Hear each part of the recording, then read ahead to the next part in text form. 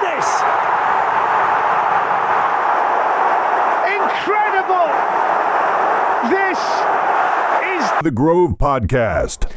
Hello, my name is Tabs and welcome to episode 178 of The Grove Podcast. Now, thank you for listening and the Arsenal that we all know and love are back. And boy, we have missed you. And how nice was it to watch a game, enjoy a game that we dominated, played very good football, scored goals, no injuries that we know of, and we rested players. And that was fun and stress-free and night and day compared to Newcastle the previous weeks. And our hearts and blood pressures are very grateful for it. And all it took was a tactical masterstroke by Arteta, which was to have Bukayo Saka play and not be injured.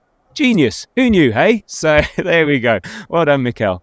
Look, anyway, so in today's show, we will be looking back at Arsenal 3, Fulham 0, and then we will look ahead to the Champions League semi-final second leg against Atlético Madrid. Yet another, I was trying to be all Spanish there for a second, yet another massive game for us in this plethora of massive games at the end of the season. And joining me today to help me look through yesterday and next Tuesday is Andy. How are you? And how much do you think we're going to be able to sell MLS for in the summer after that shop window performance yesterday? I'm going to take that one and the joke that it was intended to have. But yeah, I'm good. I'm absolutely brilliant. It was a shame not to see you yesterday, but I'm sure we'll definitely make up for that on Tuesday with a few sunny pints at the 12 pins. Absolutely. But yeah, I mean, on MLS, I was so surprised they started, and that's kind of where the positivity for the day kind of snowballed from. I mean, and I guess not just started, but started in midfield. I'd have put good money on seeing Zubimendi in there. And yeah, I think from the first couple of minutes, the first 5 minutes, the thing that struck me, and I think I messaged you even halfway through, maybe it was 10 or 15 minutes in, it was just how different the midfield felt with him there, and kind of him and Rice choosing when to one of them sit and one of them would go, and he felt like he was everywhere. And does it solidify his future at Arsenal? I mean, it certainly does his chances no harm at all, because I think we were all pretty worried. For those of us that love him, we're all pretty worried, because I think it's clear that he doesn't really have a future in Mikel's eyes at left back. Even though he played really well there last season, it did feel like he'd kind of been found out a little bit playing at left back. But in terms of taking up that starting kind of left 8 role, I say left 8, it was kind of him and Rice kind of very much interchanged from what they were doing, especially in that first half. But yeah, taking up that kind of starting position in the midfield, he looked really good. Ball carrying, something that I think we've mentioned it a couple of times, we've been crying out for, and he just gives us that and so much more. He brings in the kind of passing, the physical side was there. Even yesterday we seen him pressing, and I was so pleased to see someone that's came through the ranks and then had a bit of a setback, and then not let that kind of... Well, it seemed yesterday, he just took his chance with his arms wide open and played incredibly well, which I guess asks, which I'm sure we'll get to, kind of asks some potentially interesting questions for Tuesday's lineup. No, indeed. You messaged me, what the fuck is this? Playing superb. That's what you messaged me. I was joking, tongue in cheek, but there was talk that given the season he's had, he's struggled. Hincapie's come in, so he went from first choice left back to third choice left back, and when he has played, we have to be honest here, he's not been pulling up any trees. He's struggled. Whether that's not having a momentum, not having enough minutes, whatever it is, but he has struggled, and he's had that difficult second season, and it's a massive high to you'd expect some sort of lows, but maybe in a way this is really good for his development, to deal with the adversity and then to be able to come through that and still do what he did yesterday at such a young age is a real positive. And I saw the interview on Sky afterwards that I saw it on the socials, and he handled it really well, and I think he acknowledged that, and it's all about taking your opportunity, taking the chance. taking that chance. So I think it's excellent for him. I see, you're right. The positivity is, he's one of our own, type thing. We always love to see it. And I did make that joke about, selling him, but because the talk was there, that, where is he going to fit? We always have these players say, let's put him in midfield. We did it with Zinchenko. Hey, play him in midfield. He's so good, and all the rest of it. We always say, could whoever back in the past, he could play our defensive midfield, or who could he do this? Could he do that? So we always try and fit players in that we like to make them fit into the team. So no, I think so it was tongue in cheek. Say, well, him and Wineri, they're potential sells for next year. We've been rubbish at selling. We want to make some money. These are difficult questions, and we always complain about our selling ability because we don't want to sell the players we like. But the ones we like are good, and the ones that are good, we make money off. But that's a story for the summer. But you're right. I mean, I had a look at his stats. He had 64 out of 66 accurate passes, so 97%. Touches 78, passes into final third 4, ball recovery 6. He created 1 chance, and they're really, for a 19-year-old playing centre mid for the first time, those are very good stats. And you compare that to Rice. Rice had third of the 2/3 of a game rather than a full game. Rice was 92% pass accuracy, 57 of 62. He had 74 touches, pass into final third 7, ball recovery 6.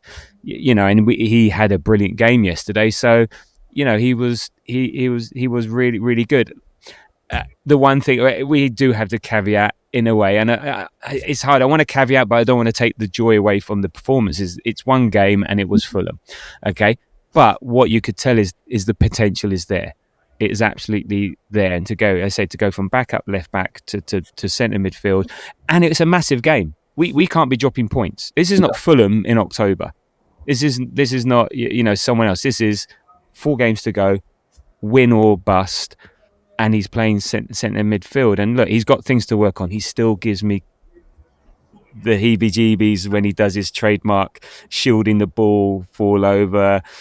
As long as he doesn't do it in dangerous areas, I'm fine with it. So, and he's got things to work on. But for a 19-year-old to do what he did yesterday in such an important game, I really enjoyed it, and surprised. That could be one of the benefits of him playing at left back, is like when he's kind of shielding that ball and then he falls over, especially with a ref like yesterday. I couldn't quite tell what that ref was going to give and what he wasn't going to give, and certainly across the league, there's a few refs like that. So when that's one of his tactics, to sometimes get out of the pressure, to just go down, you don't know if you're going to be then counter-attacked on and you're leaving your defence exposed. And potentially just by playing that season, or not season, but a kind of those string of games at left back, maybe it has just taught him a slight bit more of maturity, which will only serve him well as he kind of moves forward. But I think you're saying about him moving into midfield. I mean, I think it is important just to remember the shift to left back was the shift in his play. Like when he came through when he came through all the kind of the youth level and the various the youth teams at Arsenal, and I think England as well, he's always played in midfield. So it is, and I think he even referenced that it's actually his more natural position. And I think from left back he was stepping into midfield, but it is a different role compared to actually starting in midfield and being able to kind of go all over the pitch and knit things together. So it did surprise me, to be honest, how much of it seemed like a duck to water he took it yesterday and how quickly. But then I did just remind myself, it's kind of like, well, it's probably more him playing at left back that was the exception, and that'll explain why he just played so well yesterday, because it was probably a lot like just getting back into his comfort zone. Yeah, but there's a difference between playing midfield at youth level than to play at the Premier League level, no matter who the opposition is, Yeah. But he said, "Look, I just want to say thank you to the boss and the players for putting their trust in me. I feel like I needed to be ready today, and I'm glad they took the chance. I loved it." And Arteta said, he has the ability to play in every position. He's so gifted. He had to wait and be humble, which is not easy with what he did this season before. Today, he got rewarded for his behaviour, and again, 19. It's nuts, and I think what also helped is maybe the recent slight change in formation and tactic in our midfield, where you got Rice sitting, at the 6th role, being a bit more bit more of a six, even though they did dovetail. They would sometimes swap, and Lewis Skelly would be there, and Rice, whatever. I think that maybe helped because he's then got that security of Rice behind him, and then he's got someone like Eza that you can just fire a ball any which way you want at him, and he'll control it and do something with it. So having that team there around him, just better players around him as well. You know, it's not like you're plonking him into a team that you know all the secondary players are there, and it's all a bit disjointed. So I think it just seemed to be the perfect. I think it was the perfect environment for him in terms of who was around him from our team, who we were playing, and then the way the game unfolded. It just lended itself to him. So I think it's a great start, and something that you know I think I think, you know, again, we'll talk about much more in the summer, but I think it potentially could solve a problem for next summer. You know, in terms of, well, where are we going to put our money? You know, do we invest in some player in a foreign league to, you know, young to develop, or we've got Lewis Skelly there, and we can chuck all our money on Alvarez, you know, and so on. So I think it's great. You know, really good. Just looking at that Mikel Arteta quote that you kind of referenced there, I personally don't think there's anything in it, but do you think there was anything kind of to be taken from his use of the word humble? Because that word humble in Miles Lewis Skelly has certain connotations given that City game last year, and he kind of came in absolutely like was flying at left back, scored against City, and then kind of played well for the next few weeks, but then I don't know, at the kind of start of this season, it's very much not been the way. Do you think there was a little bit of an attitude problem in there, or do you think that's just reading too much into it? No, I think that's reading too much to it. I just think it's a case of just, you know, how should we put it? It's just being able to manage the highs of last year to the lows of this year. Yeah. And I think he may be just saying it generically. So I wouldn't imagine there's a problem. He's like, no, I think he had to wait and be humble. So I think it's more a case of he was humble and realizing, wow, okay, you know, I had that last year and there's a reason for it. Things have changed this year, and I've just got to work and work and work. So I think it's more a case of just sitting there and work, and you'll get rewarded, and you'll eventually get rewarded. That sort of thing. So I wouldn't read too much into it. He doesn't strike me as the type to have maybe cause issues. Look, he also wouldn't be a professional footballer if he wasn't going to Arteta saying, well, what's happening? What's happening with my career? What's going? I've just signed a long contract, sort of thing. But we don't know, so I wouldn't read too much into it. Do you, with this, are you, because of what you saw yesterday, and this is Vito, are you disappointed that we've left it now 4 games to go, that we haven't done this before, that maybe it's a bit frustrating that he hasn't been given that chance before? Because we know Zubimendi, you know, we're talking about him as being the Zubimendi replacement as opposed to a Rice replacement type thing, or take over. Given that Zubimendi has played more minutes than anyone else in the Arsenal team, I think more minutes than anyone's ever played football ever in their life, you know, if you look at the stats. But you know, are you disappointed that we haven't seen this before? Can you sort of understand why it's happened now? I don't know. It does seem slightly strange, because that was one of the first things I said yesterday when the team lineup came out, because again, back on that point of him kind of playing so well through the youth system in that midfield role, it does seem like we would have tried this before now. I know there's been a couple of games. What was it? There's an FA Cup game, I think, against Wigan. Wigan.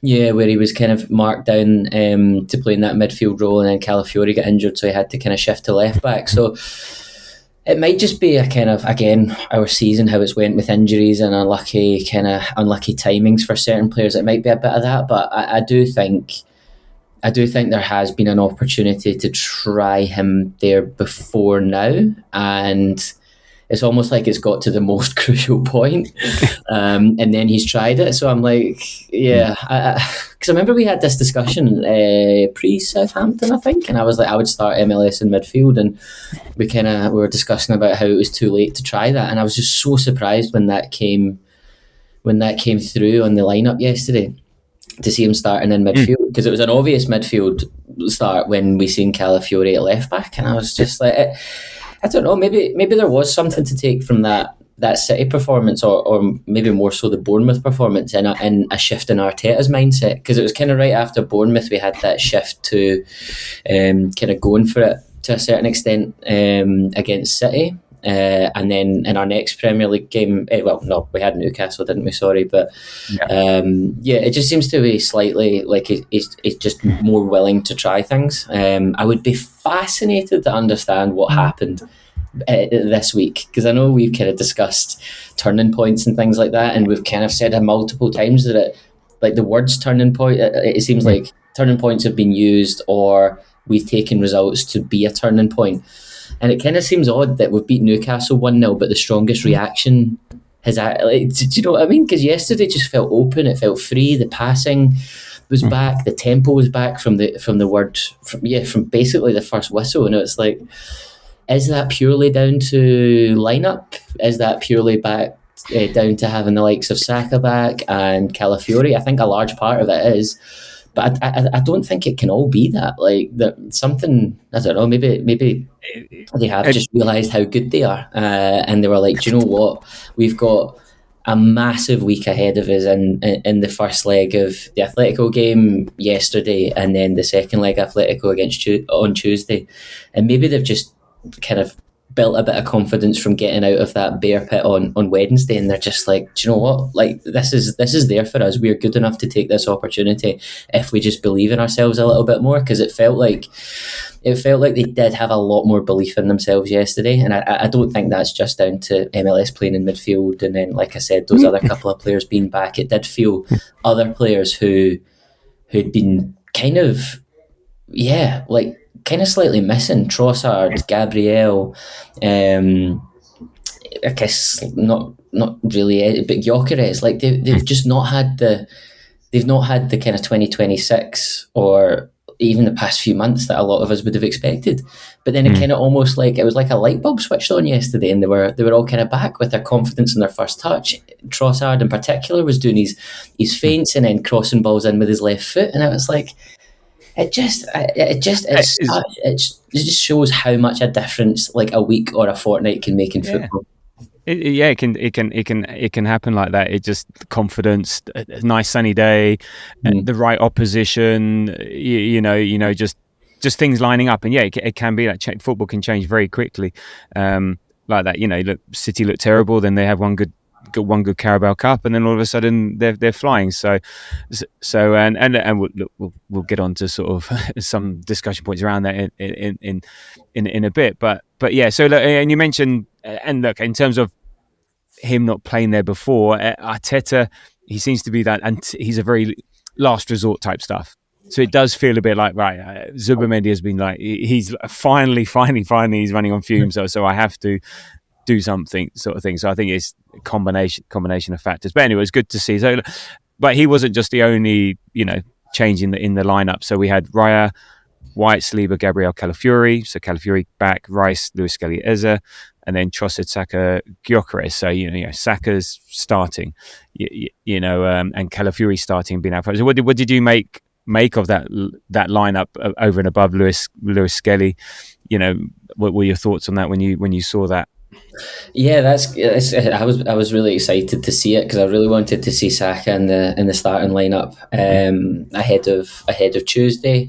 Kind of not every time me and Ben had a chat, it was kind of be like, oh, Tuesday's going to be amazing. And I'm like, today's going to be amazing, man. We need to win today. Like we've got an opportunity to go 6 points ahead here with Man City having an incredibly difficult game away at Everton, and I was like, we can bounce into Tuesday, and seeing that lineup come through was like the first bit of a buzz of excitement, because up until then I was kind of just like, I wasn't nervous, but I was slightly apprehensive about how things were going to go, and I know we'll go into like specific players' performances in a little bit, but I was slightly going in expecting a bit of that classic European hangover after Wednesday. Like I think our record in between knockout games is terrible. I think we've won 1 in the last 10. We don't have a good result, and I guess you're thinking, oh, is this going to be just more of the same? Another stressful,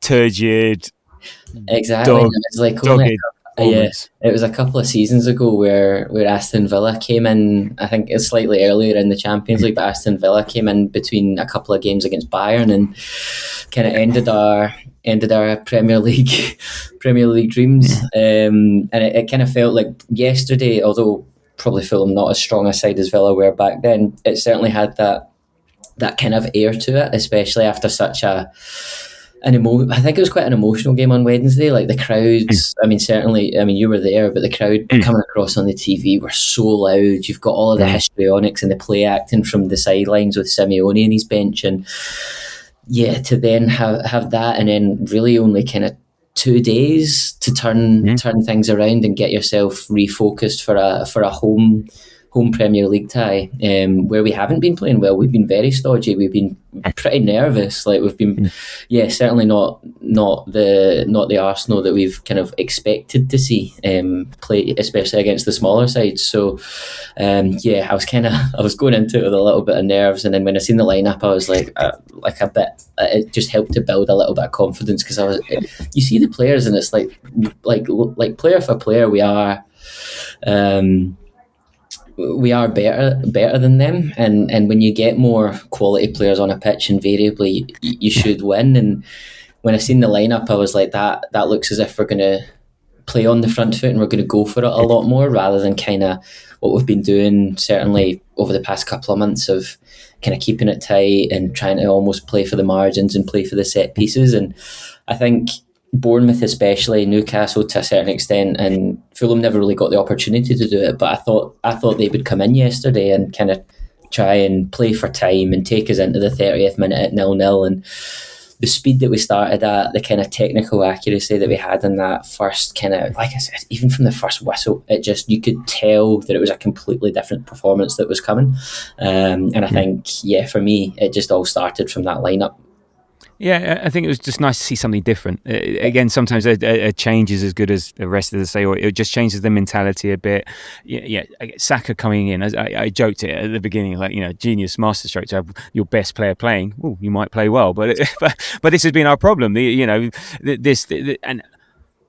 apparently you're not allowed to say it because it's an excuse, but if you haven't got your best players, guess what? You don't play that great, and if you don't have them on a regular basis, you're gonna struggle. So, and we've said before, it's absolutely incredible that we are still in this position, top of the league, in the Champions League semi-final, given that we've had, how many times we had to play the lineup of Gyökeres, Madueke and Martinelli. Now, individual can be good players and all the rest of it. Playing those three every time, every week, you're going to struggle. So I think just it brought confidence, but also a couple of things. I think having fresher players at 100% coming in versus having your regulars at 50%, just that freshness, that energy, physically better, mentally better. Maybe technically they're not better, but maybe they get to that ball before another person. Maybe they make better decisions. And I think it was a risk-reward balance between the Champions League second leg, trying to get people up to fitness, trying to get them up to speed. And I think we had that perfect balance. And even the way we played, it's, and I'm loving this new role for Rice. We saw it against Atletico. We saw it yesterday. That is a bit deeper. And it means we've got so many more options ahead of him. I think we saw it. When we got the Zubi didn't play, but MLS Zubi, so we saw it against Atleti. Zubi being a bit more subtle than Rice in that mode. So that when Gyökeres got the penalty against Atletico, is because Zubi and Odegaard played nice little touches with each other around the edge of the box, which Rice would just not do. And that's not to say Rice is no good at it. So I think it just changes dynamic, and actually it turns into a bit more of a 4-2-3-1. Than a 4-3-3, even though it looks like we're lined up, and it's you sort of have Rice and MLS dovetailing, or Rice and Zubimendi, and then you got Eza, Saka and Trossard yesterday, or whoever, and then Gyökeres out front. So I think all that combined, I think it just made for just a bit of freshening up. I think Calafiori makes a massive difference, and we've said this loads of times. When he started to get injured in December, our attacking prowess fell off a cliff, and that's just how we are. And look, you say, look, why are we relying so much on him? But you can just see what a difference he makes to us yesterday. So just having that, and I was really impressed the fact that his first game in and just like flying. Yeah. They were all like that. Like Calafiori came back and it was like, again, duck to water. MLS in midfield, duck to water. Like he'd been playing there for the last 10 games. Bukayo Saka, it was almost like Bukayo Saka was back to his pre-hamstring injury, like level of fitness, level of kind of dominance of his fullback. Because this season, the Bukayo Saka we've seen yesterday is not the Bukayo Saka we've necessarily seen across this season. I think he's been good. I think he's just set the bar that high for himself in terms of carrying us to a certain extent that when he doesn't get a goal or an assist, then people kind of go overboard on how ineffective or how bad he is. I think he's still been good this season. There has been a clear drop off, especially statistically. But yesterday it was back on form, and it was almost like we transported back to. Or teleported back to that pre-Crystal Palace game where he'd done the hamstring injury, and what better time can that come than arguably the biggest 4 weeks and certainly the last 20 years for us. Let's hope it's not too little too late type stuff though. But he was.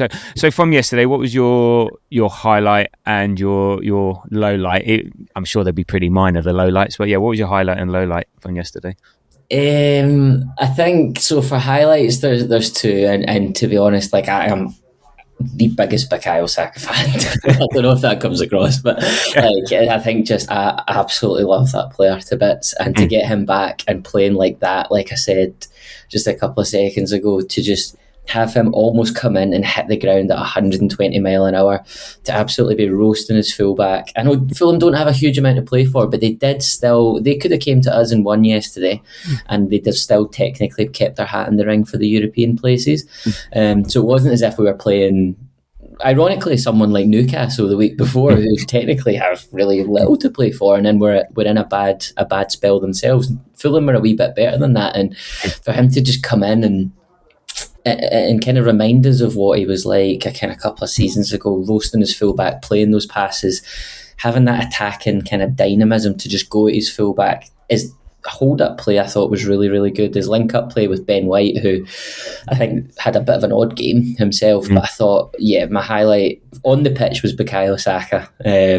Off the pitch, it was that, did you see the little video of like the 6 or 7 year old going around going, he's kind of in his dad's arms, and I just loved that. Like I remember I watched that about 6 or 7 times on the tube out to Heathrow, because I was just like, I think we're all still like that, regardless. I don't know what age the wee guy is. No, he looked younger there. He's more 5, so he's more 4-5 type stuff. More like, 5-year-old. Yeah, whether he's like 4 or 5 or like 45 or 55, it just shows like.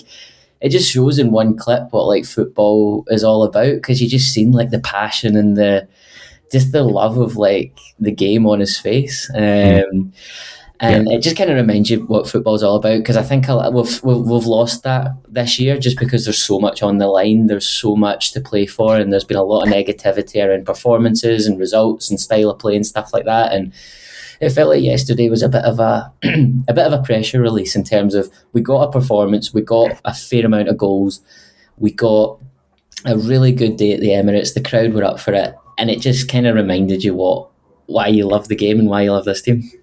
Yeah, I'm sure he's not thinking about why we're in this position that we are, and we should be well ahead by now. And he's just enjoying the moment. So fair play to him, and we should be more like that. Yeah. More like that kid. On the Saka point, and I discussed it with Kasiva last week. Just having a fit and firing Saka is so important for this team. Just makes such a difference. And to see that, and look, he had that little cameo. You noted it against Newcastle, him coming on for 15 minutes. And again, this is not to denigrate Madueke, because Madueke has been important to us, but it is chalk and cheese, and and so on. I think we would have had the league sewn up by now if he'd have been more regularly available. And Arteta said on his Achilles, which has been the issue. And look, people have been knocking his performances this season. He's not the Saka. Well, yeah, because he's been playing injured. He said the pain is gone. He felt loose and relaxed, and that was clear to see. And it was a great 45 for him. He walks in at half time, does a mic drop, and then puts his feet up on the bench and ready for Tuesday. How panicked were you though when you seen that sub? I was really. Yeah. I knew it. We're 3-0 up.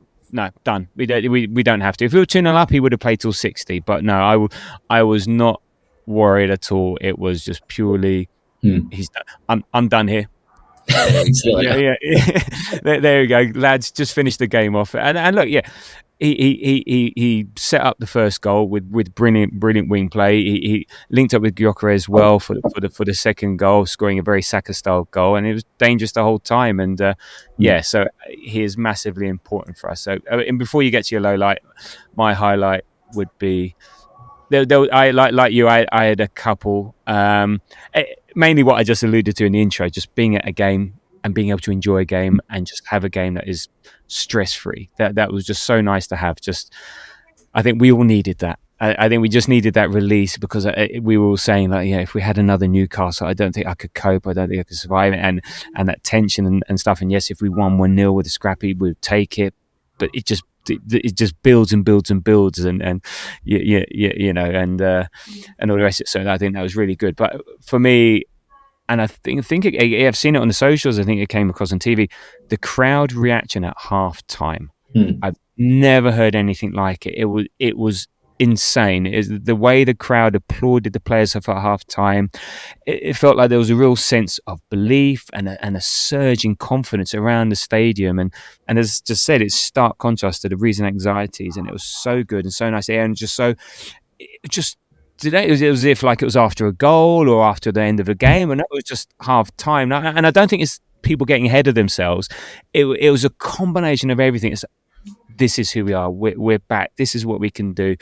And it's like, we can do this. And it was just that belief there, whether we will or not, I don't know. And it's a moment in time, but it just captures just how everyone's feeling it and just surged all around. And it was just like, wow. And then you become part of it, and it just all crescendos. And I thought that was fantastic, that reaction at half time. Yeah, that was definitely noticeable, because I was sitting in club level yesterday, and not notorious for being loud.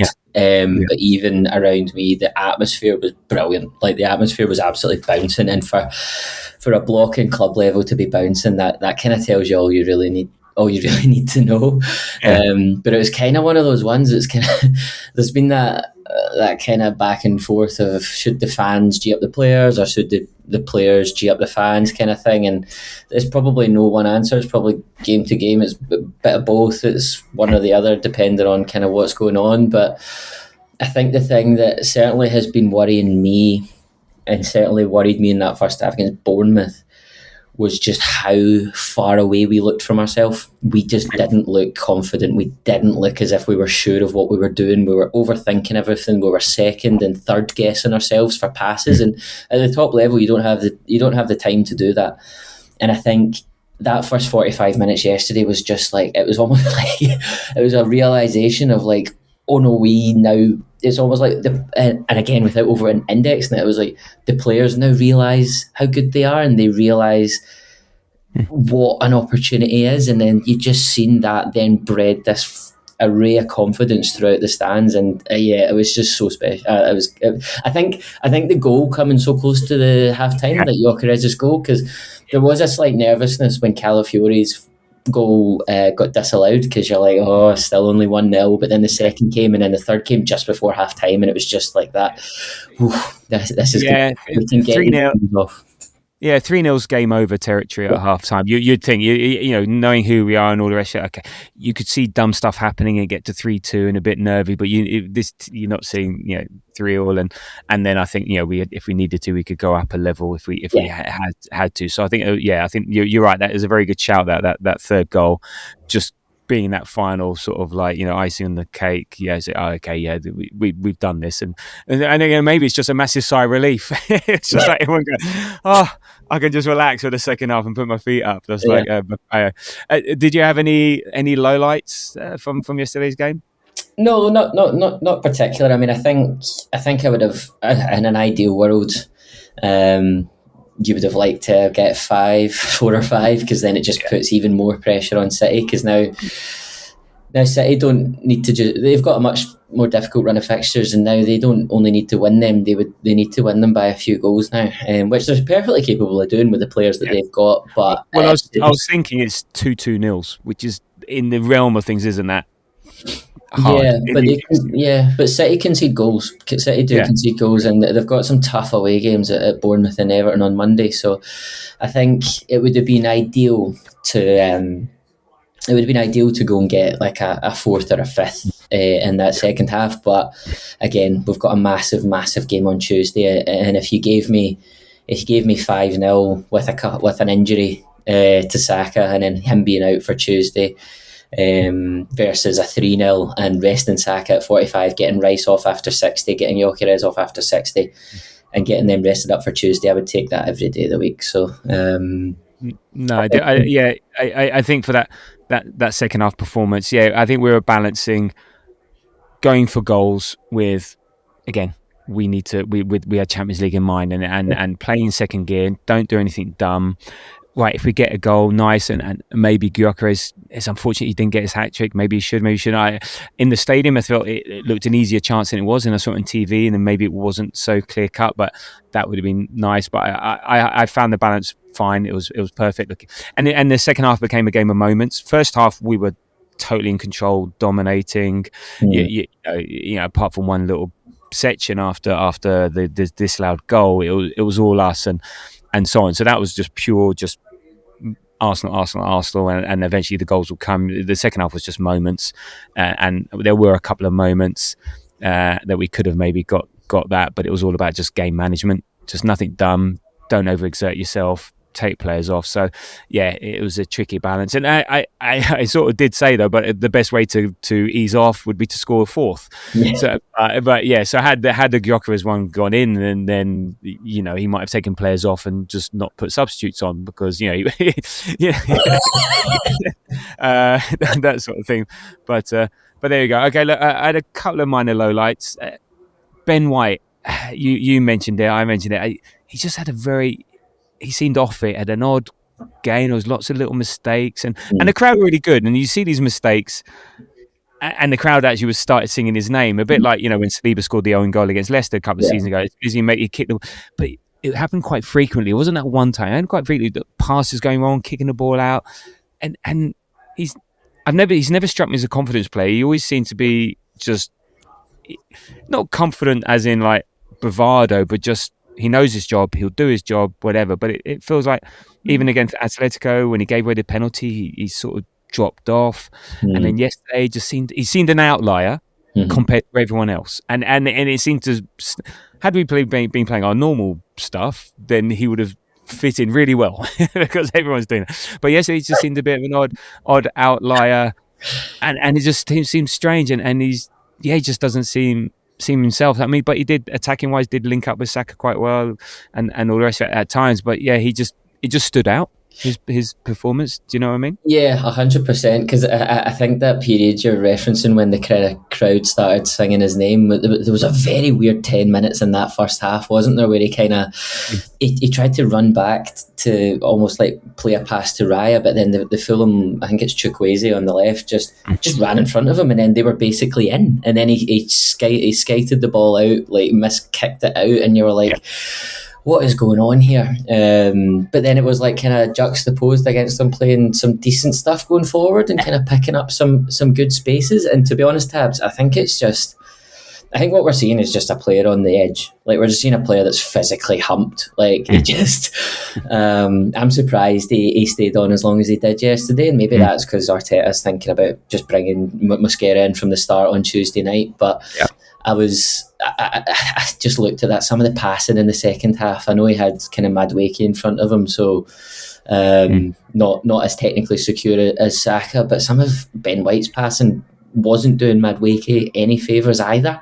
And I just think he's just shagged out, to be honest. He's just so tired. And when he is, like kind of what we were saying about overthinking a couple of minutes ago, I think when he's just that slight bit off mentally, and then his concentration might be going, his legs look as if they've certainly gone. And I think that's just kind of what's feeding into it. More than a confidence thing, because I think I agree with you. That was always the kind of big benefit of Ben White, wasn't it? Because he was famed for not being a football fan and and it was thought, okay, that's going to mean he doesn't necessarily kind of fall foul of the same confidence issues or pressures that a quote unquote normal footballer would. So I think to me it is just fully physical. Well, not fully physical, but like 89%. He's just at the end of his tether, and he's given us all he can. Yeah, no, it was an outlier, that we saw yesterday. And my other one was the ref was absolutely rubbish yesterday, and I'm not saying for both teams. Yeah, and primarily, so many times a Fulham defender all over Vic, so much so that one is literally leapfrogging him. Yeah. And he doesn't give a foul. He said, well, how are you able to use your arms to then leapfrog Victor so he can't get the ball and you don't give a foul? But then also there was that odd moment in the second half where Trossard pushes Wilson. Even Trossard stops saying, are you going to give the foul? And no. And then we have the Gyökeres chance as a result. But he was telling you, you said at the beginning, you didn't know what you were going to get from him. What was a foul? What wasn't a foul? He should have sent Lukic off. But because that was a pullback is a yellow card. But because he was on a yellow already, he let him off. But that was it. So he should have sent Lukic. But he was, in a game that you're winning 3-0. He was rubbish for both teams, because there was some stuff that we got away with, that they got away with, and it's like, what are you doing? And thank God it didn't mean anything. But and Gyökeres, and there's something about Gyökeres that because he's big, they maybe think that he's too lightweight when they're clearly fouling him, and that he doesn't get the free kicks, he's full, because if that's Jesus in that position, he's getting the foul every time because he's a small player and they think he's been. But because Gyökeres is a big player, they expect him to be bigger. But Gyökeres' strength is all in the upper body, not the legs, and so that's why he gets ragdolled a bit. Because unlike Saka, it's like a dog. I don't know if you've ever had a dog. When a dog does not want to move, doesn't matter how big or small the dog is, it's a bit like they've super glued themselves to the floor. They will not move. And Saka's like that. You can do anything, and his legs will stay planted to the floor. Whereas Gyökeres, you blow him and he falls over. So I know I'm being joking, but how? Yeah, I don't know. I think you alluded to as well. The referee's performance was bad. Yeah, and I think that just it just goes to show the value of getting your work done early, because you take the variance of a dodgy refereeing performance out of it. Because I agree, I thought it was a second yellow for Lukic in the midfield, and just some very bizarre decisions. Like even in the second half, I think just before that Trossard one you were referencing, there was a foul on Gyökeres, and I'm like, how is he not? Because that's kind of like immediately in front of where I was sitting, and I'm like, how is he not given that? How's the linesman not given that?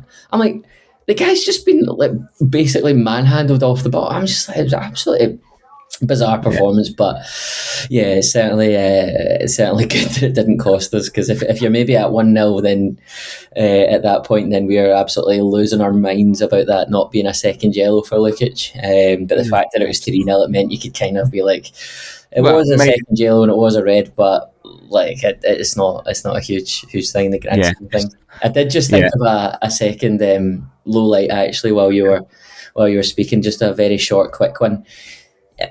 When Emile Smith-Rowe went down in the kind of 75th, 77th minute, my heart did sink a wee bit, because it's just, it kind of just brought it all together. Like he was a big favourite of mine, and I know he was a big favourite across the fan base, and it was never a quality issue for him at Arsenal. It was a fitness and slight tactical fit, but mostly a fitness thing. He just couldn't stay fit, and I think seeing that, and then the crowd responding to that, and kind of singing that, and the Saka song was just a really nice moment, because I think there is a kind of slight link between Fulham and Arsenal, isn't there? Just because of the amount of Fulham, you mean Arsenal reserves, yeah? the amount of players that have went there over the years, and then you see videos of like I don't know what team they were playing, but they were coming back on the bus and they're all watching the Arsenal game. It was after we beat Tottenham, and it was Sessegnon and Smith Rowe and Iwobi taking a piss because Arsenal exactly. It just won again, and like Smith Rowe was one of those players who will always be a fan favourite for Arsenal, and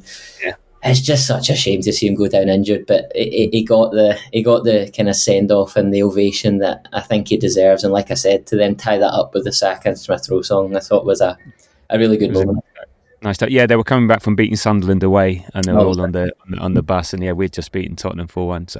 So there we go. So look, in terms of the match itself, 54% possession to us, 46 to them, 3.2 xG to their 0.37. We had 18 shots to their 10, 9 on target to their 1, 6 big chances, 4 big chances missed. So and we had 36 touches in the opposition box to their 12. So again, as we said, back to a very good version of ourselves. Still not the best. There's always room for improvement, but trending in the right direction at the right time. And I think we've sort of spoken a bit both together about before the game. And I was confident, but it was, as we say, it depends on which Arsenal turns up. So you never know.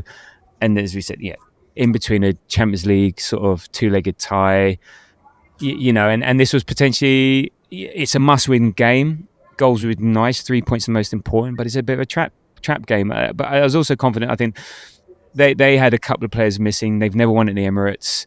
Their away form against big clubs was poor. So they were there for the taking. But there were elements that maybe we could slip up. Could be a banana skin, and I was hopeful for a good result. But as we all know, hope is poison, isn't it? So. But there we go. So I was hopeful, but anything more in terms of anything else that we can take away from that performance? We've said it's back to the old art. Anything that we can take away and then maybe bring into the Atletico game, and also what it might mean for the rest of the sort of our 3 more Premier League games to go. No, I think we've covered it pretty well. It was just a fantastic performance on what could have been another potential banana skin of a game. I think after Man City, our job, although more difficult, was incredibly clear. Win all our games, and put ourselves in the best chance for kind of winning this league. And so far we're doing that. Two radically different performances in Newcastle and in Fulham yesterday.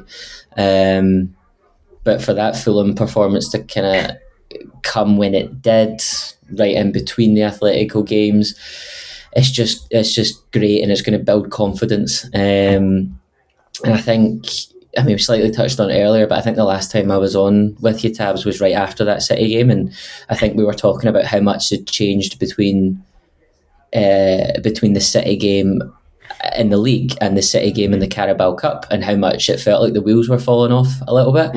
And then if you just think back to now compared to Bournemouth, and how low things were after Bournemouth, and how it felt like we were doing it again, and then to sit here now, and certainly last night after a brilliant performance, a great result, and an ability to rest players, it just shows how much can change, because everyone's feeling refreshed, everyone's feeling energetic, everyone's bouncing into a game on Tuesday. I think we'll do well on Tuesday. Everyone will then be bouncing into a game against West Ham next Sunday, and we shouldn't get overconfident. After yesterday, it was a fantastic result, and it was a fantastic performance. But we've got to just kind of not. It's one game at a time again. One game at a time. That game on. But it's like, in the sense that I was saying after City, everything's clear and we shouldn't get too low. The mission's still the same. I don't think we should get too high. We should enjoy it, and we should carry that momentum, as much as it is momentum after kind of one game. We should carry that forward into Tuesday and hopefully build again, like I was saying, into Sunday. But just if things don't go 100% how we think on Tuesday, don't throw the baby out with the bathwater. We're still a good team. Remember that, and just keep chalking those games off one by one. Yeah, I mean, the one thing with regards to City is that this now adds pressure on City. Look, we're 6 points clear. We've got the four goal difference. We even got one more goal scored, but that'll quickly go depending on what happens with the City games. But I mean, I think so. The pressure's on them from that perspective. Rather have points in the bag than having to go and get them. But the other thing is that they've seen an Arsenal before. I said, "Oh, this Arsenal are bottling it," in inverted commas. This isn't the Arsenal of old. This is they're struggling to win matches, and all of a sudden they see a strong performance. We're not that one game that we didn't struggle, and it will give them pause for thought. And so that will add a little bit more pressure. Oh, well, maybe it's going to be harder for us to put the pressure on a team that's potentially finding form, that is getting a bit of confidence, and then maybe it's all falls on City to have to prove themselves, and now to go top of the league, they need to score 5 goals in those two games in hand, sort of thing. So it changes their perspective on things. Just back to that yesterday though. And again, this is why the caveat. How much do you put it down to Fulham not being very good? Apparently they had not quite lasagna gate, but they had a virus in the camp during the week, so they struggled to train. Some players weren't. One player wasn't. Sanderberg wasn't available as a result. So I know. So they weren't the greatest, but we took advantage of that, and also we don't think we allowed them to be good because also I think you said they needed to win because they're in the fight for the Europe, so they needed to win, but we didn't allow them anything. But and good thing was Silva didn't use any excuse. He just said they weren't good enough. So how much do you put on Fulham not being great for yesterday, or was it just more Arsenal just being too good? I think it's always a kind of bit of both, isn't it? But I think yesterday in particular was probably like 75% us just being good, 25%. But I don't think if they'd have had Sanderberg yesterday and we would have played that way, they would have had any. It might have been 2-0, might have been 3-1. I don't know. I don't really know Fulham's squad, but I don't think we would have ended up with a different outcome, to be honest. I think, like you said, yes, they weren't that good. Yes, there was extenuating circumstances as to how they arrived at the game yesterday, but I don't there's so many times where we've kind of been in similar positions where we've had illnesses and things, and I just always think back to that Brentford game where kind of Carragher and Neville were dancing along the touchline at Brentford when we just had COVID throughout the squad, and it's like you've still got to go out there and do your job, and you've still got to punish them, and it's still 3 points regardless of who you've got, and I think Bukayo Saka playing in that form, he would if he plays like that against Atletico on Tuesday, they'll struggle. So yes, it was a little bit that they weren't good enough, and it was a little bit that they weren't probably as well prepared as they could have been. But I think if we play like that, any team will struggle with us. Yeah. So in terms of how the game panned out, it was a fast start, and we got 1-0 after 9 minutes. Gyökeres, and I think we win a foul, or Jimenez wins a foul, I think, in his famous way. And what was interesting, instead of pumping in the box, so we're all set up for the Rice cross, and everyone runs across the line, but we take it short, play it out wide to Saka. He beats Jimenez, sits him down, breaks his ankles, and then does a beautiful cross in the box, and Gyökeres' movement pokes him from close range, and it was nice to... that's what we, that's the sort of thing that we signed him for, and it was nice to see that combination of the two. Then we're dominating. Then we have the goal disallowed, and we're thinking, as you said, I said to you, I think we need the second, just because we're always a team that seems to need that second, and it was unfortunate for Calafiori because it was a great header, a great little cross, but eventually on the 40th minute we do double the lead. Eze plays Gyökeres in down the line.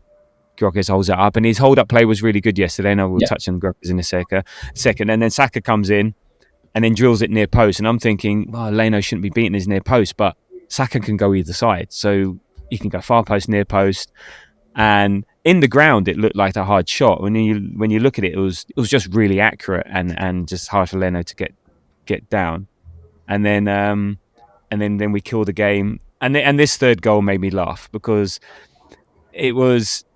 We were playing around with the ball, and then Saka makes this pass across the edge of our box, and you're thinking, oh my God. And had the player got to it, I think it was maybe Jimenez, he would have been clean on goal. he would have been clean to it then, but somehow Gabriel gets to it first, and somehow in his interception or in terms of pass it to Trossard. Trossard then, from middle of his own half, runs through, then crosses it perfectly to Gyökeres, who does a lovely looping header, and he's not known for his header. Did really well. But I said when Trossard was breaking away, I said to Simon next to me, I said, if we score from this will be ridiculous. Just the way it panned out. Just ridiculous because we get to score from it. We go 3-0 up. Game's over. But what I want to call out, because Gyökeres is involved in all the goal. What did you make of Gyökeres' performance yesterday? Because he was, I think did he get man of the match? But he was. Yeah, we talked about MLS. We talked about Saka, and I think without Saka playing how he did, we don't have that performance. But Gyökeres, yeah, I think he had a great game yesterday. Yeah, he was, involved. And I think he was. That's probably his best performance at the Emirates. I would say I can't think of many more where he's been better than that. Maybe even his best in an Arsenal shirt. But what I was particularly happy about was that it came off the back of a really good performance away against Atletico. I thought he played well on Wednesday, not as well as yesterday, but I thought he played well. He kind of ran the channels again well on Wednesday night. There was that chance he created for Odegaard. Odegaard probably should have done slightly better. But yeah, I thought he was kind of very available. His link-up play was good on Wednesday, and to see him then carry that in, it feels like you're maybe, I don't know, maybe it's a confidence thing with him, maybe it's a learning the play style, learning the game, maybe it's a bit about the players, well, like you said, being a bit of a higher quality and able to find him. Maybe it's a bit more there understanding him and his movements. Maybe it's a little bit of tactics against an opposition. It's probably all of this just kind of slightly feeding into a really good performance from him yesterday. But it was noticeable, his link-up play, like especially for the second like Saka's goal, where he kind of like took the player, because there's so many times this season where we've seen him take a player out and then I've seen him like just run it out of play, or he's missed the pass, or the defender's got in front of him, but he shielded it really well, had the presence to kind of look up. Saka's movement for that second goal, I don't know if you've seen it, by the way, Saka's movement is amazing, because he's kind of like, there's so much space there, and he chooses his moment and when to go into it. He almost like hides behind, is it Robinson there, left back? He hides behind him until the exact opportune moment and then goes. And then it's a really good pass from Gyökeres. And I can't think of too many times this season where we've seen that. But I just, I think that was kind of the most obvious example of his link-up play. But there was loads in that first half, and I think in the second half it's not as if he played badly, but I was more than happy for him to just get his deck chair out and his pina colada out and kind of rest for Tuesday. But I think I don't know, I don't ever want to say things like stars are aligning or whatever, but kind of getting Saka back, potentially finding, well, at the very least giving an opportunity for Zubimendi to rest, potentially finding a new position for Rice, hopefully getting Calafiori back for good, fingers crossed, touch wood, getting Gyökeres into a bit of form where we can kind of see the team playing with him. I think for this to happen just with 4 weeks out, I think it could just mean something really, really special. And I think, I don't want to over-index yesterday, but I think we've seen all of these various players, including Declan Rice, come into this Arteta system and take a while to adjust and a while to adapt to what's required, and Eze as well. And it does tend to take like almost a year, like 9 months to a year for them to do that. And if it was just yesterday, I maybe wouldn't say this, but the fact that it was Wednesday and yesterday, maybe it is just kind of that moment that it's slightly clicked in his head, and then he's starting to build confidence, and then now that he's got confidence, the other players have confidence to play into him, because there's a lot of times where throughout this season where there was a pass on and the players were turning away, and that might be because they themselves were lacking confidence, but I think it's probably more because they were like, he's going to lose the ball. We've seen that stat that's been circulating about like he's like 42nd out of 42 strikers for losing the ball, or kind of like 3 out of every 4 times he doesn't hold on to it. So they're probably thinking, well, I don't want to have to leg it all the way back to my own goal to now defend a transition. But it certainly did feel like on Wednesday and then again yesterday that something slightly has clicked for Gyökeres, which, yeah, like I said a couple of seconds ago, if that is the case, then we we could be up for a very, very interesting couple of weeks. Yeah, so what I heard is that you're blaming Arteta that our players aren't able to get into the team for 9 months. So that's what I heard. Yeah. No, I'm joking. Blame the manager. Blame the manager. Arteta out now. Yeah. Right. Anyway, no, look, we know his limitations. You know, we know he isn't at the top level, and there's many games he's not figured. It's like we're carrying him, playing with 10 men at a time. Yeah, you know, you can't fault his endeavour. You know, and it's great to see this performance, and he could have got that hat trick. But yeah. What I said, I think like you, what I liked from Atlético, he's like playing like an old fashioned number 9. It's running the channels, being that target man, just giving the centre backs grief all game. And his hold up play, it was better. I think like for the Saka goal, it's very much like akin to what Havertz might do, and then get the run off. But Havertz doesn't make the manoeuvre for the first goal. So that's what he has there. You know, right time, right place. A real proper centre forwards display, and that's why I was saying it was more of a 4-2-3-1. Yeah, because he's not like he's working with Trossard and Saka. You know, as such, it's like you've got Trossard, Eze, and Saka all working together towards him. And yeah, the rising tide raises all ships. So you play with better players. Guess what? You play better. It's just you know, standard stuff. So no, I think he had a really good performance. As yeah, 2 goals, 1 assist. How can you not knock that? You know, 21 touches, which for him is a lot. 89% passing accuracy, 8 out of 9 again, which he's not never out for. And he had all 4 of his shots were on target, which is what you want from a striker. You know, some they go in, some they don't, but you just having that threat that if you're shooting and they're on target, you know, you'll get goals. And again, it could be things aligning or happening at the right time. He's asking a big question for the Atletico game, which we'll get to. So we'll see. And then we get onto the second half, and look, the second half, it's all about just resting up, bringing on the subs, and it was always going to be a bit disjointed. You're not going to get that flow. It's just never going to happen, and we lose a bit of that rhythm and stuff, and it just and we're all fine with it. There were a couple of nervy moments. I think there was one, you might have missed it, the one at the very end where they broke away that they could have got a goal, which would have put a dampener.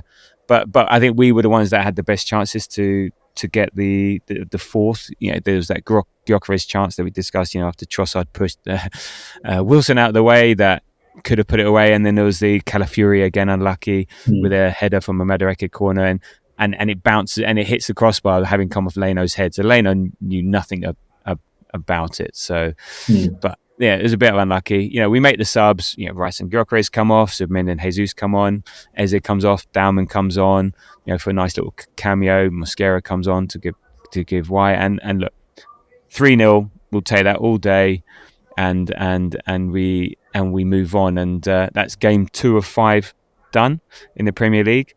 But we're talking about how this performance is an outlier, and hopefully what we expect to do. Yeah, for the first time in 9 games, we scored them more than 1 goal, which which is a bit crazy. But a larger stat, and I know a lot of people hate this and mean nothing, but that's 40 wins, I think, for Arsenal this season, which is more than any Arsenal team has ever done in a season. We've won more games we've won as many games as Man United can play this season, and I know it doesn't mean anything in terms of trophies, but I do think it's a testament to this team, to Arteta, that the levels that we're reaching, and it's every season, and you can't ignore that. And I think it's incredible. And again, with what we're playing with who we've got, you know, we just need to show something for it, and we've got. And this is also weird. We've got 4 weeks, and Arteta's either going to be a genius or a fraud. Apparently, you know, which again is too binary, you know, a thing. But again, there's that discussion. You know, mate, you're doing this well, and just maybe 1 or 2 games are going to cost you. And let's hopefully it's not, and fingers crossed. But and I've noticed that the doom mongers have gone a bit quiet after yesterday. But I'm sure they're sitting there in waiting to tell us I told you so. Say that again. Pitchforks have been sharpened, but they've been left in the cupboard for another week. Yeah, but let's enjoy this. Let's enjoy the fact that we're trending in the right direction, and it's over to you over to you, City, really, to see what you can do. So before we move on to your 3-word reviews and then the Atletico game, did want to call out, I said Calafiori. I think he was so important to attack yesterday. He makes us such an attractive team, not just from his looks, but just in terms of how we play. And I thought he was brilliant. He was nominally a left back, but this is what Rice offers. Now at left 8 he would cover Calafiori, but being the defense more at the 6, he's even better placed to cover anyone that goes there, and it gives Calafiori license to be anywhere. I think he was at right, left, centre. Typical performance. He had like 92% pass accuracy, 24 out of 26, 24 out of 26 successful dribbles, 2 out of 3, 4 touches in the opposition box for a left back. And it just gives us another dimension to have to play what we offer. And then also, I think we said Trossard had his best game of 2026, and again, if he can come through this in the next few games, assisted the Gyökeres goal, great assist for the Calafiori goal that was offside. Another useful player to have back. What did you make of those 2 performances? I think they were also integral to how we played yesterday. Yeah, I think you've covered Calafiori excellently there. I don't have anything else to add on that, but I thought I don't know, I've always been one of these guys who's far more of a Trossard stan, if that's what you call it. Like I've absolutely loved Leandro Trossard. Like I've been frustrated by him at times, but I think I'm one of his biggest fans, and I was really happy to see him being back to kind of close to his best yesterday. The only way he could have probably done any better is if he'd have got on the score sheet himself. But some of the link up play between him and Eze in that first half I thought was really, really good. It felt like we were back to, I don't know, like almost riffing, and it wasn't so like our attacks weren't so laboriously designed, and they weren't so methodical and process driven. It felt as though, again, maybe it was because Fulham were slightly offbeat, but it felt like we were kind of capitalising on that with a lot of one-touch play and kind of passes round the corner and kind of inventive things. And I think Trossard's never going to be that physical kind of player that dominates you, but he's got an incredibly intelligent footballing brain. He's got a fantastic first touch, and he's got kind of hips and kind of 2 feet that mean he can go either way. And I think when you combine that with Eze, and then you combine that with Saka on the other side, like I thought the way those 3 linked together, and kind of assisted by MLS kind of slightly, because I think that's the other point with MLS is it brought a lot more balance. Like we've talked ad nauseum about not having a left side, and I don't think enough attention, and there is a quality issue there, but I don't think enough attention has been given to the fact that Declan Rice is a left 8 that's right-footed. And I think by having that left-footed MLS in there, not playing the same left 8 role, but it just opened up a lot more access to that side, and I thought Trossard was one of the main beneficiaries of that yesterday, and I thought he had a really good performance, because again we've said this now a couple of times today, Tabs, but about things falling into line, and it felt like he got his form back, and I'm like, well, how's he done that? Because what has happened between now and him absolutely stinking the place out a few weeks ago? Like, was it Bournemouth where he couldn't trap the ball and he was running the ball out of play, and it was kind of like, where has Leandro Trossard gone, especially when he'd been playing so well at the end of 2025? And it seemed like he took a step back to that player. So yeah, just absolutely buzzing for a player that I have loved, and I think it is the last few games of him in an Arsenal shirt that we're going to see. So if he can sign off with performances like we know he's capable of, then yeah, I'll be very, very happy. It could be again another fitness thing. He's just playing at 80%, a bit like Saka. So it could be that. I mean, one thing from yesterday, they said, one of his stats was he completed 6 take-ons against Fulham, his most ever in a Premier League game, and he completed all of them. So he was carrying that threat. And on that riffing thing, yeah, it was less of the Arteta by numbers football. Yeah, it was more, again, when you got Calafiori in the team, you got Eze in the team, you got Trossard in the team, you got Saka in the team. Yeah, sorry, boss, I've got this. Type stuff. Rip up the the tactics are there, and it's more about shape. And you did notice that sometimes we would wait till we had our rest defence settled before we'd go again. But sometimes it's like, I see him a space, I'm going for it. This is what I'm going to do. And whereas we've seen in the past, we were paralysis by analysis type stuff. Or we were just so hamstrung because I've been told that I have to do X, Y, Z, and if I don't, and then oh my god, but I can see that opportunity there. But this seems to be, again, your better players have the confidence to go, I've got this, Mikel. Whereas if you're one of the lesser players, then maybe you're a bit more, I will be more formulaic. And that was, I think that was obvious yesterday. And one final thing from yesterday's statistic was, and this again shows the importance of Gyökeres. So as much as we've knocked him, he's only the third player to get 20 plus goals in his first season after Thierry Henry and Alexis Sanchez. And so that's 21 goals he's got this season. I think 12 or so in the league. So again, as much as we knock him, and he deserves to be knocked, we would not be here challenging on two fronts without him. So I think it's a great testament to him, but it's an odd one. It doesn't guarantee him anything. But there we go. So look, before we get onto your 3-word reviews, just your pod reminder to a quick favour, just to little rating, subscribe on the podcast apps, on Spotify, on Apple, on YouTube at the Grove AFC. Really appreciate it, and it does help, and we do notice it. And thank you if you've done it already, and if not, stop listening now, go and do it. It'll take you a minute, and then come back and listen to the rest of the show. Okay, so 3-word reviews that we like to do to get a bit of a sense of how everyone's feeling post-match in 3 words or less. And it does astound me how many people can't grasp the concept sometimes. But there we go. But yeah, thank you for sending them in. And if I get your name wrong, apologies. I'm sort of terrible at that sort of thing. So anyway, Cheech, who didn't need a reminder, thank you, Cheech, sent through, and we got a lot of these. Well, not a lot of these, because he put Miles Lewis Kelly. So it was one letter, it was one letter away from getting it exactly right. But he goes, Miles Lewis Skelly, I know what you meant. We found him. So 2 3-word reviews, and there was lots of people that came through with that.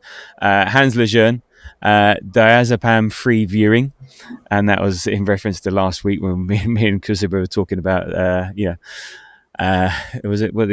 chill out pills to get us through games. And that's it. On Threads, Ollie Perry 92, where's this been? ? We got an infiltrator, Abdi Hadi 1987, ready to bottle. Yeah, whatever. Astrid Felicialim, we are back. We are for now. Hunt Wofford, Gyökeres plus Saka could be the new. Was it Saka and Emil Smith Rowe? Let's see if we can get a new song going for that one. Carolina Gunner, finally more goals. Yeah, it was nice to see. Abby, Mrs. T, Atletico ain't ready. What else we got? M Row 1, just what's needed. Sam 13 Jaws, Starboy is back, he is. And then what else we got? AJ Aardvark, I couldn't work this one out. I don't know if he's American or apparently he's a Mickey taker. He said, I am pissed. So if he's American, I'm not sure what you're angry about. And if he was pissed, I'm glad. I hope you had a good night. And then we also had Manu Duk, Miles Lewis Skelly, Afiz Kuzurai, Miles Lewis Skelly. So a lot of shouts out to Miles. On TikTok, Matt Emerson, number 1, Starboy statement. It was, we did also had a couple of infiltrators, but I'm not going to read those out. Carlos, Miles Lewis Skelly, and Samster 33 statement was made. And on to the Grove WhatsApp group. Get a few of these, and one I didn't understand the reference until I saw a photograph. Anyway, Normie, we are back. Faz, a variation. He said Skelly, Miles Lewis. Thank you. Mads, of course, keep playing MLS. One good game, fine. He's in the team for the rest of the season. That's such an Arsenal fan thing to do. Fraser, Miles Lewis Skelly, Alex Monroe, everything we needed. Correct. Daljit, we back up. Now, I thought he was doing some sort of Yoda speak, or I couldn't work it out. And until someone put a picture of Idris Elba, which I'm assuming it was from, what was that? The Wire. Is I want you to put the word out there that we back up. So thank you for help explaining it to me. Wow, that was a tough watch trying to watch you put that together. Yeah, exactly. This is so not me. It's a bit like last week said, "That'll do, pig," and it needed Kusova to explain to me that was from Babe the film. I don't know what he's talking about. There we go. So thankfully that. Otherwise, I didn't have a clue what I was really talking about. Anyway, Noel Mikaday was something I can really understand. Really, really good. Yeah, Alistair, let's go, baby. Sasha's ready for Tuesday. I like this one. This was my favourite. Fuck off, April, from Tarry, and I'm assuming April the month, not April the female. And Moz on a similar vein, come what may. And Owen, where's that been? So thank you for all those that sent them through. Appreciate it. And yeah, everyone was pretty much spot on. Right, we can forget that. Forget the league. Atletico Madrid are in town. We play them 8:00 Tuesday night, and yes, just like you, rubbing your hands, I'm buzzing for this game. It is a massive opportunity to get to the Champions League final, and the chance to get absolutely spanked by either Bayern Munich or PSG. So, I'm joking, of course. To lose narrowly to a dodgy penalty by a handball. Right, anyway, so what are you looking forward to? I'm not looking forward to. As far as perhaps you're not going down with the I'm not having you being influenced by the negativity. Stop it right. No, the tongue is firmly in cheek. It's a coping mechanism. I've got to laugh at it, otherwise I'm just going to be a nervous wreck. So anyway, what are you looking forward to? Not looking forward to, as far as the semi-final is concerned. Yeah, I am so excited. I think we could be in for. Well, we've had 2/3 of a massive week, and I think we could be in for an absolutely biblical finish to it. I have a sneaky feeling for Moyes' men tomorrow night. I think they could have something for us. Maybe not a win, but I don't know. I've just got something in the back of my head is saying that City are going to drop points, and if that happens, I think every single one of those 60,310, however many seats it is inside the Emirates, which was going to be bouncing and was going to be electric anyway, are just going to be on absolute fire. It's just going to have that bit of added extra. If we do get that result tomorrow, even if City win Tuesday, it's just going to be absolutely phenomenal. I cannot wait to get into that early kind of late afternoon London sun, and get along. Are you going to go there for that bus entrance? No, I'm not 19 years old. So I will. I am not 19, but I will be there. I'll be there with my flare and my bottle of WD. Okay. Well, saying that, I did ask my son, who is 19 years old, and he's not fussed. So I don't know. Also I'm working, so I don't think I can get there that early. I'll see it at the 12 pins. Yeah, I'll see it at the 12 pins though. Yeah. Anyway, so carry on with your looking forward. No, yes, I think looking. By the way, I'm just checking the weather. What the weather's going to be like. Okay, but yeah, looking forward to. I think we'll get the job done. There was nothing necessarily on Wednesday night that particularly worried me. They've definitely got good quality players. They've definitely got moments players. But I think I'm just really looking forward to what is going to be a historic night in N5. And in terms of not looking forward to. Probably just a lot more of their nonsense, to be honest. I mean, we've seen exactly what Simeone was up to in that first leg, and I think they're just going to be up to their old tricks again. So I just really don't want anything silly within that kind of at all, but certainly not in the kind of first 15-20 minutes, because I think this will be the third time we've played them this season. The scoreboard was a bit of a blowout in the first game at the Emirates. They didn't show any. I don't think any of the Arsenal players would have walked off the pitch on Wednesday feeling as though they were anything but the better footballing team. Like, Atleti played well, but I don't think nothing scared me, and I don't think anything would have scared them. So I think Atletico on the other side of that coin are going to come in almost feeling like they're the underdog. They're going away for their second leg. They don't have a home leg advantage. Or a home leg, a scoreline from their home leg to sit in with, and they're not going to, and because of that, they're not going to come and play. They're going to kind of do what Bournemouth tried to do in Newcastle. They're going to come and slow it down, win soft fouls, get in amongst our faces, and try and drag us into a scrap. I mean, we've seen, what was it? The Atletico groundsmen were trying to keep the grass long, and there was all that sort of stuff. So that kind of, and then Arsenal had to check the level of the grass. I don't quite know what happened there, but like that tells you the level of the mind games that we're kind of already in, and they just don't need any excuse to bring out the classic antics that we associate with Atleti and with Simeone. Like I said, we've seen it in the first leg around the VAR decision, around the walking on the badge, around all that nonsense, and they'll definitely try it again. So I think we'll come to this in a bit, but I think the 11 that we pick has to be able to handle that without getting too drawn in.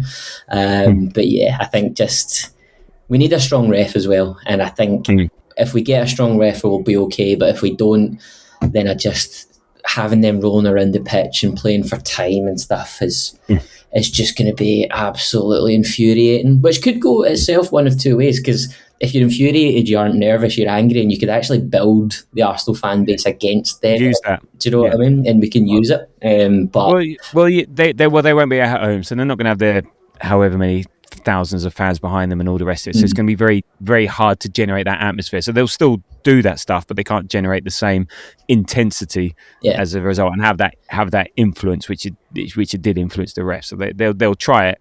But they can still break the game up and stop the but that's fine. But we should be used to that. We've played Newcastle, we've played other teams that have done that against us all the time. Even Fulham tried to do it yesterday by kicking us around the place and all the rest of it. So I think we can use that and say use it as fuel. So the whole grass thing was because you're meant to train and play on a pitch of the same length, and they didn't do that, and they watered only our side of the pitch at half time, which made it more slippy. And even I think Griezmann said, we're used to playing on slippery pitches and stuff like that.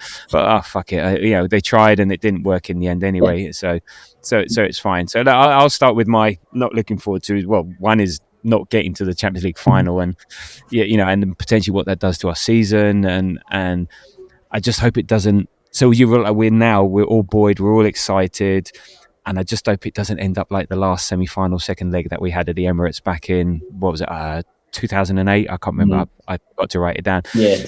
Against Man United, coming in, we were 1-0 down, but everyone's hopeful. I've still got the flags from that I found on my chair, and we were 2 goals in the first 11 minutes. Park Ji-sung, who just an average player but just scored annoying goals, and then CR7, they killed the game, killed the atmosphere. It was over after 10 minutes.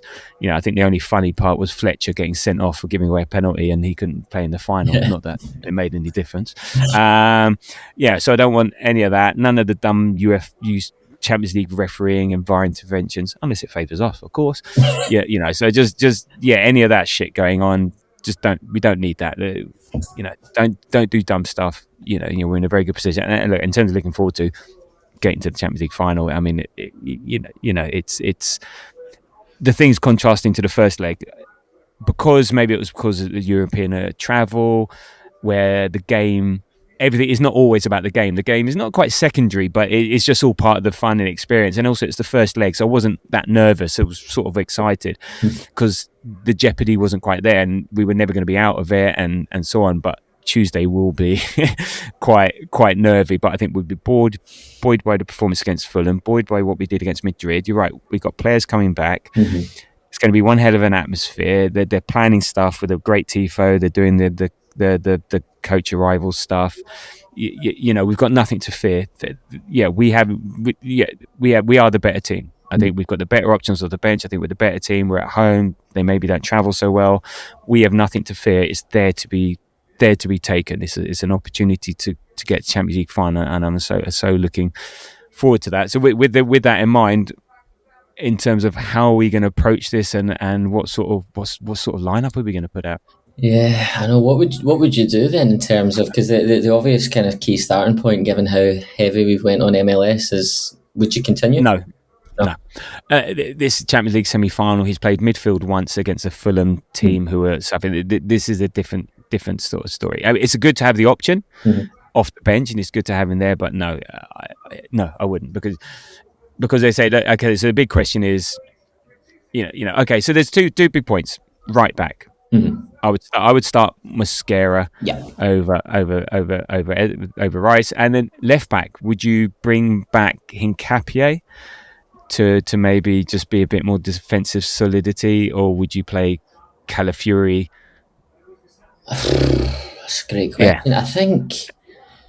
I think there's the two things. I think there's what Arteta will do and what I would do. I think given the fact that Calafiori played the full 90 yesterday, and even though he kind of flagged kind of partially through it, the fact that he didn't come off probably shows us that Arteta is going to play Hincapié, which I've got no concerns about, no qualms about. No. Personally, he was very good against last week. He's like a real warrior. He's been a real warrior for us the last few games. So yeah, he has. I think I would, to be honest, I would play Calafiori. I don't think he's going to, but I think I would. And I agree with you. I would play unless we have some sort of biblical moment and we get Timber back. I think I would play Mosquera at right back, and then I think the kind of rest of it. I also agree on MLS, not just because it's his first kind of performance in midfield against a kind of more tired Fulham side. I think that's just saying there about the histrionics and everything that Atletico are going to try and come into this game with to try and act as a bit of a leveller. And I think if they did sense a little bit of a weak link in the armour, it might be MLS. They might think they could wind them up. We've seen it a couple of times where MLS has been on, I mean, I think the end of some wrong decisions, but he does seem to always be there or thereabouts with red cards and challenges, and we just don't need that kind of, we don't need him getting an early yellow card, and we don't need that kind of momentum building. So I think he played yesterday so that Zubi could sit down and get kind of freshness in his legs so that he can do that role that he played against them so well on Wednesday, kind of being that bit more of the more kind of protagonist in the midfield while Rice does his job. And then I think the rest of it, I think Martinelli will come back in.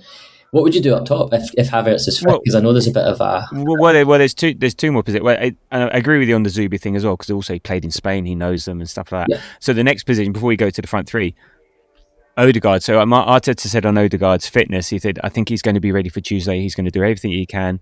We need him, so let's bring him to the pitch.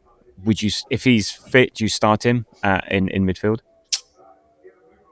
Which then means Eze on the left, Saka on the right, and then we'll touch on up top. But there is the domino effect is Odegaard in midfield. That's a good point, because I never really considered Eze at left wing. I was originally, I think if Saka's fit enough to start, which it sounds as though he will be, and he will start, I would go Eze, Gyökeres, and Trossard or Martinelli. Probably likely going to be Martinelli just because of how many minutes Trossard played yesterday. So you put Odegaard on the bench. Yeah. Eze in midfield, Saka, Gyökeres, Martinelli, because Martinelli for you. Okay, interesting. I would suggest, I think if Odegaard's fit, he starts. Yeah, and then Eze only started on the bench against Atleti because again he had that potential injury. So we're assuming Eze is fit, so I think he goes Saka, Gyökeres, Eze. So Zubi, Rice, Odegaard, Saka, Gyökeres, Eze. Whereas you're more likely to have Odegaard on the bench, Eze, Saka, Gyökeres, Martinelli. Yeah. Look, who knows? It's such a guessing game at the moment. It's a good one though. I think these are now options based on fitness and availability and what style of game you want to play, what you want to do, what options you want from the bench. Yeah. This could be 120. This could be a 120-minute game. Yeah. Okay. The chances of that happening are quite high, I would suggest. It could be a 120-minute game here, so then you've got to factor that in, So, but I would still go with the strong. You can't think about 100. So I would actually, and also Martinelli is a late option against tiring legs. He's a good option with Havertz. Yeah, I would go Odegaard. The only thing with Eze on the left is, I don't know if you noticed this yesterday. I mean, again, and I might be massively over-indexing it. And it was only because it was in the first half that I noticed it. It was around like the 30th, 35th minute. One of the coaching staff threw one of those gels to Eze, And like you tend to see though, the kind of energy drills, you tend to see that 65, 70 minutes. It's not uncommon to see that, but it is very uncommon to see it that early. And and any kind of, he was playing really well in that first half, but I think he himself put his feet up for the second half, and he wasn't as influential. And I don't think that's all because of fitness. It was probably more instruction and don't put yourself in harm's way, but it could also be because of fitness.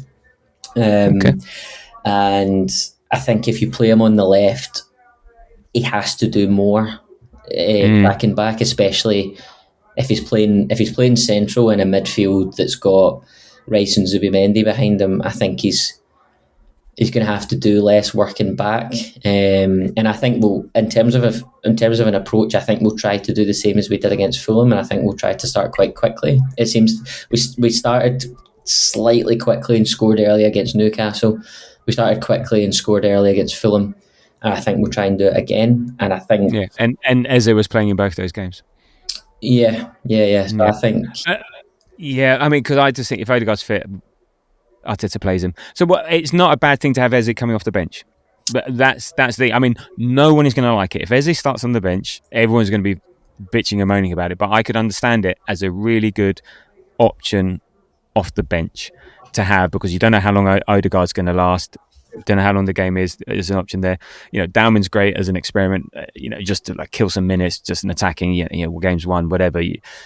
Champions League semi-final is a different thing. So maybe actually the call is, and if you're saying like getting a gel at 20 minutes, then maybe then start him on the bench. It's fine. It's fine. No one's going to like it.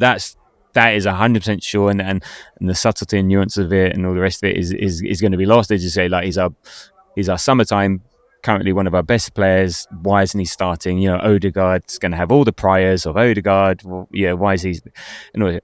But it could be then Eze starts and Odegaard off the bench. So one of the two.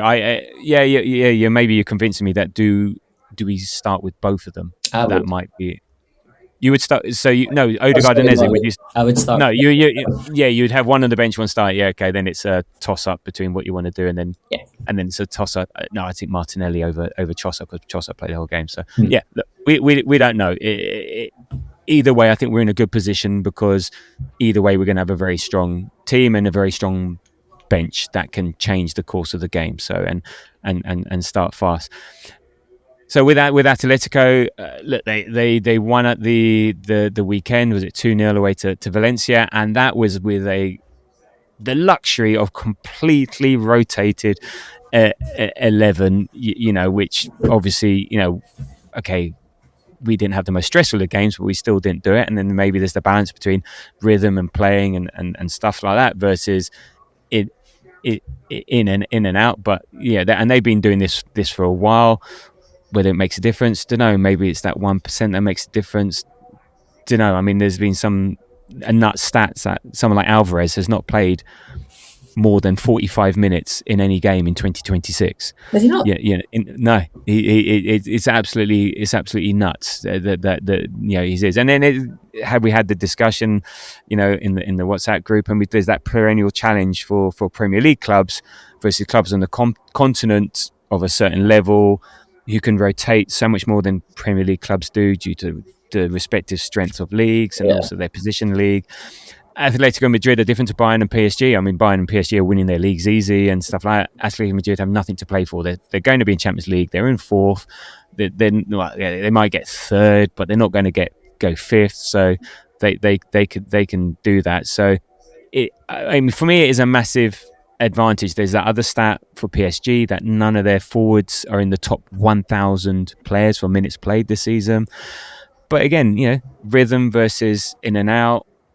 And look, that game at the weekend, confidence and minutes for Leo, for Calafiori, for NFS, MLS, it can benefit. And just one more thing before I get your view on this is that Canon Stats did his great stats on just covering Arsenal games and football in general, and they released this thing where it sort of showed over the season graphs which basically explain the strength of the opposition that you're playing. So the darker the graph, the stronger the team. And then these are there are ratings. I think they're called ELO ratings, all the rest of it. but then also how long the game was competitive for. So the lower the bar meant like the game, like ours would have been halfway because it was over at half time. Mm-hmm. Now Arsenal's graph is dark red, high bars, bar one or two. Yeah, there's but yeah. Whereas if you look at Bayern Munich, and I'm just re-looking at it now, and then you also look at PSG, it's just low bars, light blues and pinks, and yeah, it's a great visual representation of just the point we've made, and it even only has to be 1 or 2%.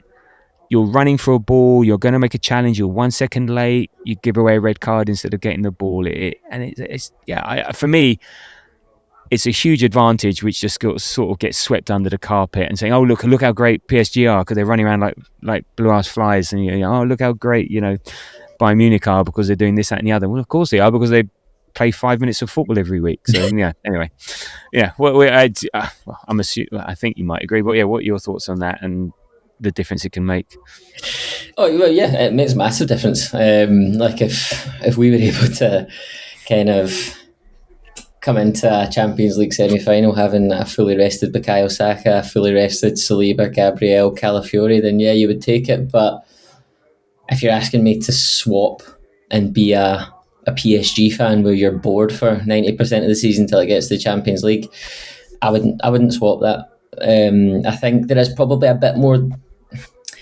It's never for the Premier League to have Arsenal and City's interests at heart when they go into Europe, but there probably is slightly more that probably could be done in terms of how the domestic calendar is organised. Like whether, I don't know, we're never going to self-exclude from the Carabao Cup, but I don't know, is there something we can do there to kind of reduce the minutes being played? I guess the obvious one is we just play different teams in it, but to be honest, mate, I wouldn't change. I wouldn't swap positions with a PSG fan. I wouldn't swap positions with a Bayern Munich fan. Like the Premier League has for decades called itself the best league in the world, and I think it was always kind of flirting with the truth slightly, especially like the late 2000s, early 2010s, when you had the likes of Pep's Barcelona and all the Real Madrid teams, and when Italy was much more of a force. There is no doubt in my mind now that the Premier League is almost a pseudo, what do we call it? What was that? What was it when they try to like buy themselves into the league? Super League. Oh, it's almost like a pseudo Super League, because you've got Bournemouth playing people off the pitch. You've got, like, I think if you drop Bournemouth into the Serie A, they'd probably finish like 4th or 5th. Do you know what I mean? But they're 12th for us, and it's like, and look what Palace, Villa, Forest are doing in the European competition. Those are going to be won by English clubs now every season now. And it's just too strong. Yeah, exactly. And 6 of the top 8 of the Champions League was all English teams, and yeah, I wouldn't swap that. But the other side of that coin is like, it means that the team that's playing 13th or 14th are going to have you in a game. There is probably more we can do in terms of game style and getting games sewn up early. There is probably a little bit there, but there is also a massive part of, like, Newcastle has Sandro Tonali and Gyökeres, and like there's probably 2 players from Bournemouth's squad that we would take, and there's probably 2 players from Palace's squad that City might take. Well, they just did. They took Guehi. Do you know what I mean? So like, you can't have it all, and like one of the drawbacks of having such an intensely competitive league is that we will be slightly more. We will be slightly more jaded when it comes to this part of the season. But the European teams would swap, I would think, because they're having their players picked off by Brentford and by Bournemouth and by Crystal Palace and Everton and stuff. So it's like, I don't know. I think it's just something. It's just a thing we need to live with. And I think we're a better team. We're not technically as physically fit, but I think quality-wise we're much better than them, and I don't expect that it'll come down to physicality tomorrow. I think we'll have enough quality to... not tomorrow, on Tuesday. I think we'll have enough quality to get through them. I know, I really like the point. Yeah, you wouldn't swap places with PSG. With Bayern Munich, PSG is like a boring league. Weekend. So what? Where's the jeopardy? You need a bit of jeopardy for it to be interesting, and there, you just want that enough confidence that we're the better team. But it's not always going to be easy. So you don't want it as hard as this season. But you want that bit of jeopardy, and the same. But no, I think that's a fantastic point. There's I wouldn't swap with them. But it is a valid point this time of the year. We always struggle. We get so far. but then we as in Premier League clubs, and fine, you're going to have the outliers because City won it, but then again, they bought themselves a squad of 22 ridiculous players and best players in the world at the time, yada yada yada, De Bruyne and Silva and Rodri, and so on and so on, the two Silvers and then Haaland and stuff like that. So look, or whoever they had at the time. So that's fine. But they bought it, and that's an outlier. But every season we get so far, we always do well in the autumn because we're battle hardened, and the European clubs don't give a shit because they just know, just get through and we'll be fine in the latter stages. And it comes. So we just grind it out, but we just have to have that extra, just something to get through. And I think you're right. It may be our quality, particularly against Atletico Madrid. I think our quality should tell. I mean, they have good players: Alvarez, Griezmann. How is he still going? And he doesn't. It's not that he's a lazy gear. He's not like he's like Harry Kane, who just sort of like commands the D, and that he doesn't run any further than that like 5-yard space. He's everywhere, and Lookman is dangerous. So they have got dangerous players, but I think overall we should have the better team. Over 90, over 120 minutes. I think and they concede goals. That is the one thing they concede. In the Champions League, they've conceded. I think I had something like here, goals against 15, goals for 17 before last week. So 18. So they concede. They score, but they concede. Yeah. And last week we put them under pressure. We created chances.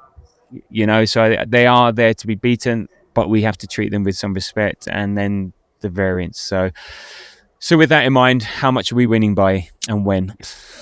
I don't know. I feel like this is the most nervous I've ever been to predict a result, because I actually think it'll be relatively comfortable. Fine, if you say so. Yeah, wouldn't it be beautiful? 3-0 at half time, and just rest up for West Ham. Well, exactly. A risk taking Declan Rice off in the 55th minute of a Champions League semi because you've got West Ham away. No, I don't think it'll be. I don't think it will be Saturday. Yesterday levels of comfort, but I think honestly for a scoreline, I think 3-1, and I think we'll go 3-0 up, and I think to your point, they concede a lot of goals. I was just looking through their stats, like 3 against Club Brugge. This over 2 legs, they conceded 5 to Tottenham, and Tottenham are absolutely woeful. Conceded, Barcelona are really good, to be fair. They only conceded 2 to Barca. PSV, they beat PSV 3-2. Yeah. The thing is, that's a win though. So they concede, but they also score. But they conceded 3 against Liverpool. Yeah, and the key point is they conceded 4 to us in, when was it, September or October? So they're going to come in knowing that we are the better team, and that's why I was kind of referencing earlier. They're going to try all the dark arts and the histrionics and everything, but I think ultimately they're going to come in knowing that we are much better off at set pieces than they are. We're the better footballing team. They even compared to last week, the fact that we've had a confidence building result yesterday. We've got a few more players back. We've had an ability. Yes, they've rested players, but we've had an ability to rest Zubimendi. I am as confident you can be going into a Champions League semi-final second leg when you haven't won the first leg 4-0. I am relatively, and to be fair, Tabs, this is 2 days out. I will be absolutely shitting bricks by the time it hits 7 o'clock on Tuesday and we're walking to the stadium. But I am confident. I think we'll be there. I think we'll be in Budapest at the end of the month. I'm going 3-1. Cool. I've got 2-1. Possibly brackets AET, close brackets. I'm not too sure on that one. I hope not. Hopefully we're 2-1 beforehand, but it wouldn't surprise me if it's tight. The one thing, I would love to have Mikel Merino for this game. God, he would have been huge, I think, for this game. It's a shame we don't have him for that, but we don't. But yeah, so I'm a bit more cagey 2-1. I'd love your current confidence now, and I'll take your prediction every day. But we'll see. But I think it's an opportunity. The best opportunity we may have for a long, long time. This isn't BSG. This is not Bayern. It's not Barcelona, Real Madrid. I know they're not there, but it's a different level. They'll be nervous as well. They've been Champions League before. But they've never won it. So there's going to be a team that's never won it before. So they'll be nervous. They'll be antsy. They'll know our threat. 4-0 in their minds. The one thing about that 4-0, it was a 13-minute masterclass of football, and so we did them. So it's not like we totally think And who there, was but it was, central to the second goal? who said Martin? Well, I know it was the second one was Martin. Oh, yeah, Lewis Skelly. Yeah, but he was playing because he was playing left back in Champions League. So he was like that was from left back. But yes, and all, yeah. Anyway, not going to get into it. So oh God! Right. Anyway, I'm going to stop rambling. So we're going to Budapest. Okay, cool. Well, I just booked more accommodation. Is it? Yeah. I've got my flight sorted. Nice. So let's see. So We'll see you there. there we go. See you there. Well, let's hope so. If not, yeah. Well. Anyway, we'll see what happens. Let's hope so. Okay, right. You're getting me all nervous now. It's only Sunday. I need to be taken down a peg or two by watching Tottenham get stuffed by Aston Villa. Hopefully in a few minutes. Right. Anyway, Andy, thank you as always. That was 1 hour 43. That was a good one. So appreciate that. Thank you for joining me, and I hope I haven't taken too much of your evening away. Yeah, not a problem, mate. Always a pleasure, never a chore. I'm looking forward to seeing you on Tuesday, and looking forward to a historic result and a fantastic night afterwards. Yes.